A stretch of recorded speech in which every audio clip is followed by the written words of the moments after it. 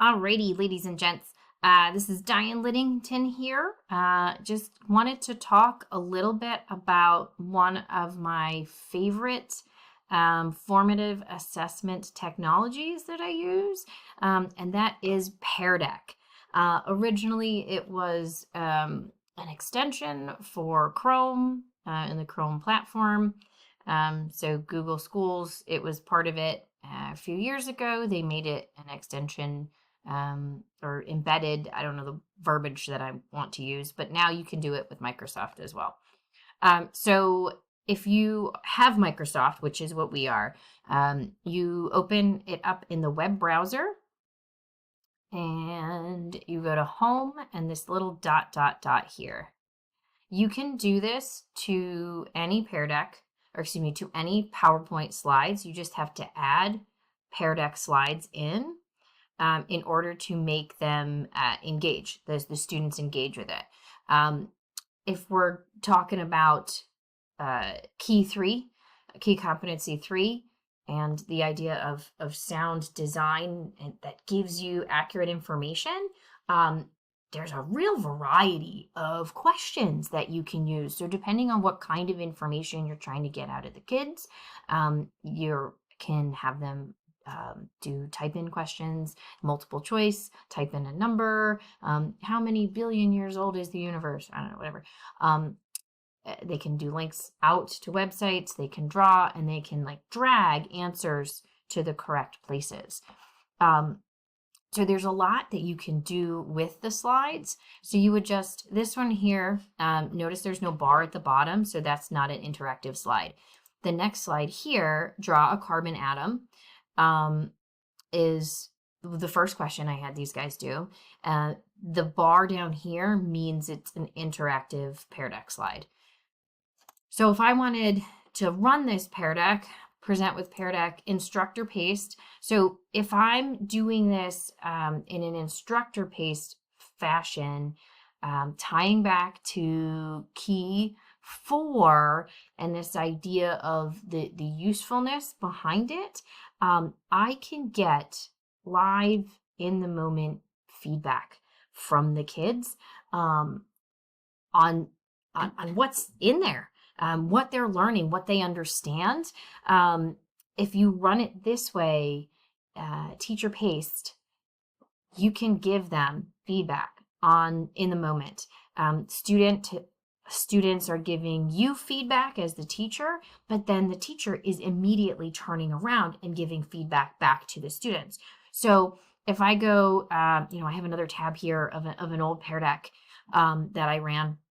If I go and I ask this question, which scientists studied different cells and concluded that they all come from previously existing cells? If I go to this one slide here, I can click show responses, and they dragged over here, and then one person just left it hanging over here and wasn't sure. That's pretty good. People understood that. So I would click to the next slide. That's it. We're good. We're reviewing it, discuss it. If I came to another slide, so this one is 3 truths and a lie, and I have the kids circle the lie in there. If I go click hide show responses, I can scroll through, and the answers are kind of all over the place, right? There's people who answered all different answers. And if I see something like this, I'm going to pause and say, hey guys, let's talk about this a little bit more. You could even use Pear Deck if you were trying to get kids try to develop that metacognition and have them track their own progress. If you were instead to turn around and do this student paced, I mean, you could do it teacher paced and have kids set goals in the slides as well, but then it's only really there for you to see. If you turn on student paced, it will give you a link that the kids can click on, and they run through the Pear Deck just on their screen at their own pace.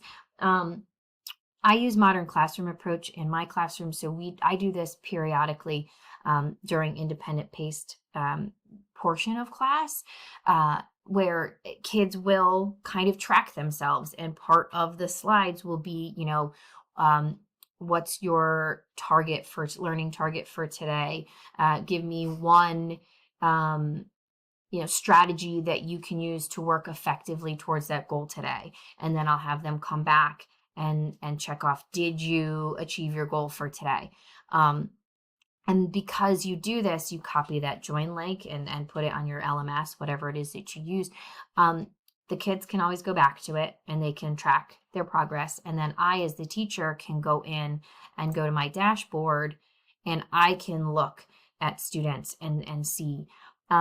As far as key 5 and communication, in the moment we're communicating learning, but the sort of negative here with Pear Deck is there's no, like, if you're trying to communicate learning in a grades sense, like it won't go to a grade book. There's no grading system. It doesn't integrate to anything like that. There's no like access for the kids to go back and see it unless you do that student paced fashion, which is good, but it doesn't check all the boxes. The only other kind of constructive feedback, I guess you could say, is that you don't have the opportunity here to do peer-to-peer feedback, which is fine. You don't have to be able to do all the things with all the tools. You have to mix them up and use them all to get the best results from the kiddos. But I just really love Pear Deck. I love what you can do with it. I love the variety of tools, the variety of questions, because you can gain so much knowledge about what the kids know. And it's all in the moment. It's all live. It's what formative assessment is really designed for, is that like give and take and in the moment adjustments. If I'm going through a Pear Deck and it is not going well and kids clearly don't understand, I have been known to stop a Pear Deck and go on to something else and try something different in order to help them learn it more effectively, because clearly it didn't work the first time. Let's try it a different way. So it's nice because you do have the ability to be super flexible and look at what you're getting from the kids. You can give them feedback on their answers. You can scroll through, if they're like typed out questions, you can scroll through all of their answers. Here, show responses. All these kids know that cells are the basic units of life. Awesome. And then we can move to the next question. So there's so much that you can do with it. I really think it does a solid job of assessing in a formative fashion. So check it out.